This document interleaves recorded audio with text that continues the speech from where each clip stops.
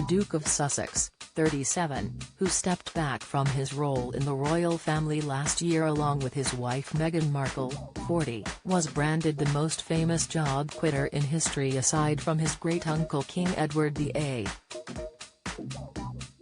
Harry, who now lives in California, took part in a Q&A about mental health with American business magazine Fast Company this week. A former working royal and former soldier, the Duke is now the Chief Impact Officer of mental health and coaching firm BetterUp.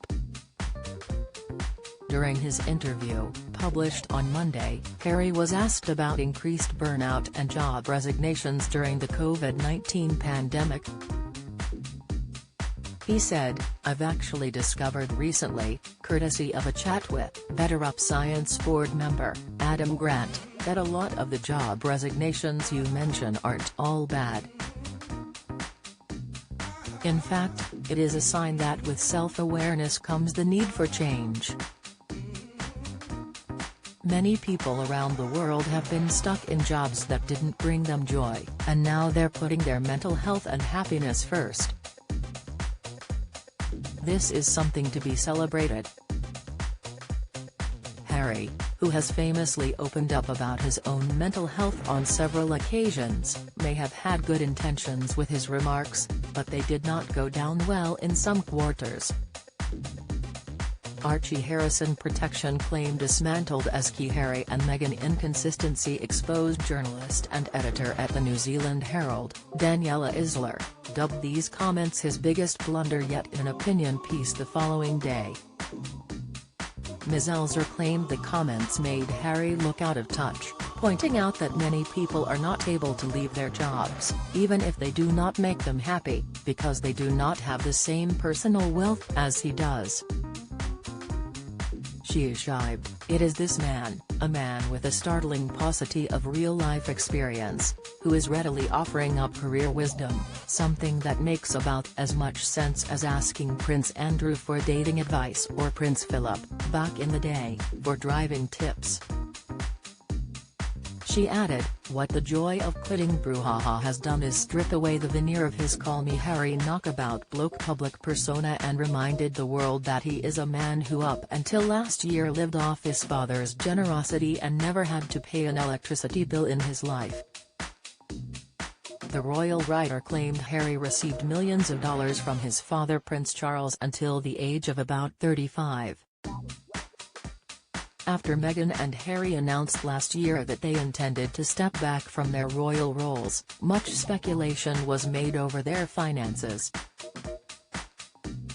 Harry addressed the situation during his and Meghan's bombshell interview with Oprah Winfrey in March of this year, which was shown on CBS and ITV.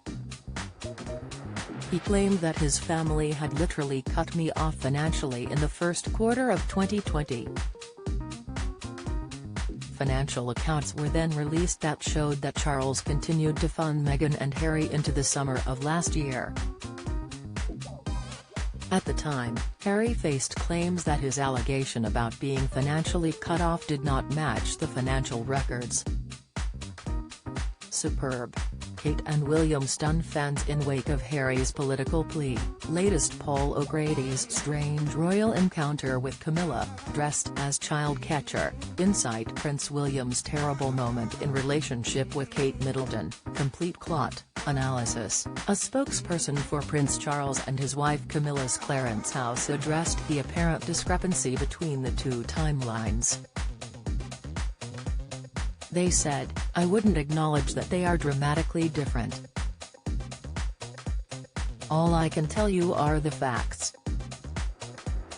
Harry and Meghan's own spokesperson also attempted to clear up the matter, claiming that Harry had not been referring to the first quarter of the calendar year, but actually the financial year, which in the UK begins in April. They said, "You are conflating two different timelines and it's inaccurate to suggest that there's a contradiction." The Duke's comments during the Oprah interview were in reference to the first quarter of the fiscal reporting period in the UK, which starts annually in April. Harry also paid a large amount of money into the sovereign grant last year to cover the costs of his and Meghan's refurbishment of their former home, Frogmore Cottage, which had been paid for by the taxpayer. Sky News reported that Harry's £2.4 million repayment also included rent the couple had accrued at Frogmore Cottage. Ms. Elsner added that Prince William now looks like the golden child after his brother's various controversial media appearances, especially with his new Apple Fitness Plus Time to Walk series. She claimed the contrast between what the two are doing is stark and even suggested it may be embarrassing for Harry.